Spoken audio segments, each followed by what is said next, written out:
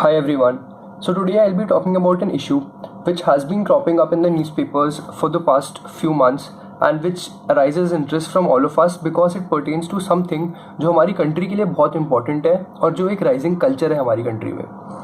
मैं बात कर रहा हूँ स्टार्टअप्स की एंड एक इशू जो उनको सबसे ज़्यादा पर्टिनेंट आजकल है and that is angel tax. Now, angel tax exactly है क्या? Have we suddenly started taxing angels out of the skies because normal taxpayers like you and me haven't been sufficient? That's not the case. But talking about angel tax, it's first very important to understand what an angel investor is. And while we're at it, it's good to learn about the various rounds as well as the stages of a startup funding. तो startup का पूरा funding I will be explaining in this video. If you know already about it you can skip this and go directly to the taxation that is the angel tax and the exemptions offered under it which is the second video जिसका link is in the description below. So startup and उसकी funding को जानने से पहले we should learn about what a startup is. Startup is something जिसके बारे में रोज हम या तो अपने फ्रेंड से डिस्कस करते हैं या न्यूज़पेपर्स में पढ़ते हैं या उसको सुनने मिलता है रोज ये term. It's basically a new business, एक आइडिया, एक चीज़ जो जैसे पहले हर यंगस्टर के लिए गिटार होती थी आजकल स्टार्टअप है. So this culture which has been cropping up in India, the term is basically a very layman thing. अगर मैं गवर्नमेंट ऑफ इंडिया की डेफिनेशन में जाऊँ तो in order to be a startup there are three things which are necessary. First, you need to be registered under either of the three acts. First is the companies act 2013, the LLP that is the limited liability partnership act 2008 और the partnership act 1932. इनमें से किसी एक के अंदर registered plus registration से आज तक not more than 10 years should have been passed and आपका revenue in each of those years जितने भी हुए हैं should not be more than 100 crore.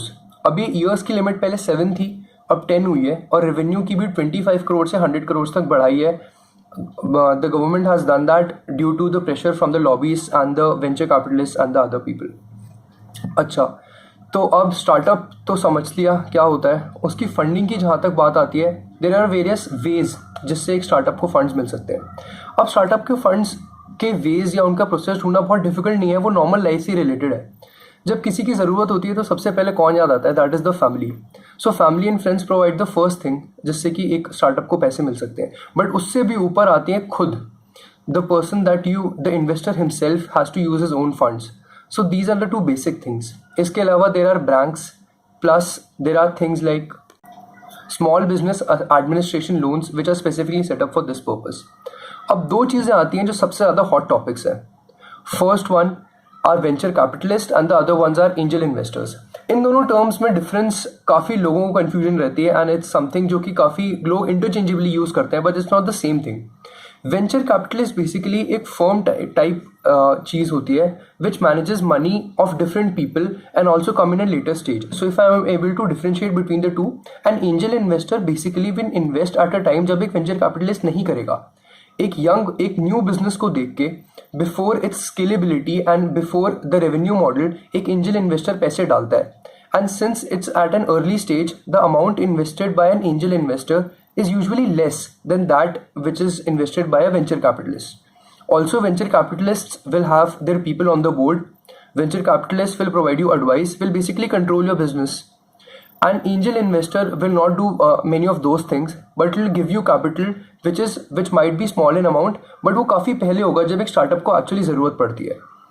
So, an angel investor might be like your preschool teacher and a venture capitalist can be taken as your college professor, if I can take that analogy. Apart from that, venture capitalists usually have the money motives. Basically, they want to invest amounts in a startup, which is a new company, and once it grows, it wants to take, let's say, 10 to 12 times the amount out of it. An angel investor is usually due to his own personal interests in the kind of business that he have. Of course, he wants to make money, but that is one of the motives that he has. Another term which is very popular is crowdfunding. Now crowdfunding might look like a very lucrative term कि ये मैंने क्या बोल दिया, but उसका एक बहुत simple term भी है जो हम सबको पता है, which is donations. So crowdfunding is basically internet पे जाके donations मांगना. There's nothing wrong in it. A lot of people do. You might have heard of things like Patreon, बहुत famous चीज़ है, Kickstarter.com, Keto.org. So these are very famous worldwide.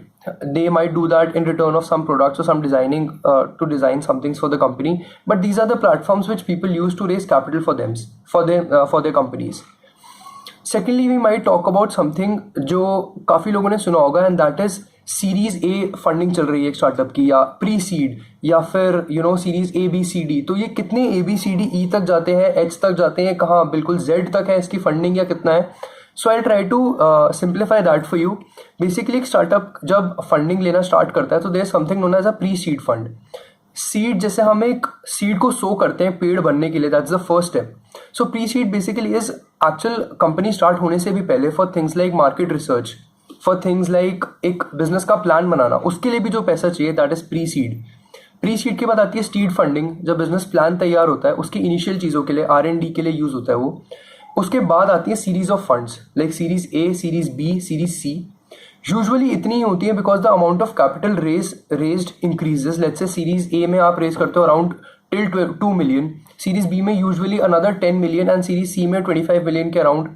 मतलब there is no hard and fast rule, that is one disclaimer I would like to give for everything. इसमें कोई ऐसा rule नहीं है, but ये एक जनरल चीज़ है जो फॉलो होती है। So some companies might go even till the C and D funding. Let's say जैसे अभी ओयो रूम्स ने फंडिंग ली थी Airbnb से 200 मिलियन की, that was it series E funding. So that depends upon the startup, that depends upon the nature, the investors, बाकी सब चीज़ें, but the basic process is usually like this. And इसमें कोई hard and fast rule भी नहीं है कि पहले ये होगा, यहाँ पे इतने से ज़्यादा फंडिंग नहीं हो सकती, या यहाँ पे ये चीज़ हो नहीं सकती। So there is that. Secondly there's something known as startup incubators और एक्सेलरेटर्स, जिनके बारे में सुना होगा। There are nothing but organisation जो हेल्प करते हैं स्टार्टअप को ग्रो करने में। So that is basically about a startup, its funding rounds, and what is the difference between an angel investor and an venture capitalist. So I hope आप इस चीज़ का आइडिया लगा होगा, and we can move to the next video which will explain you the consequences of an angel tax and why is the government taking action on it and why are the citizens worried about it.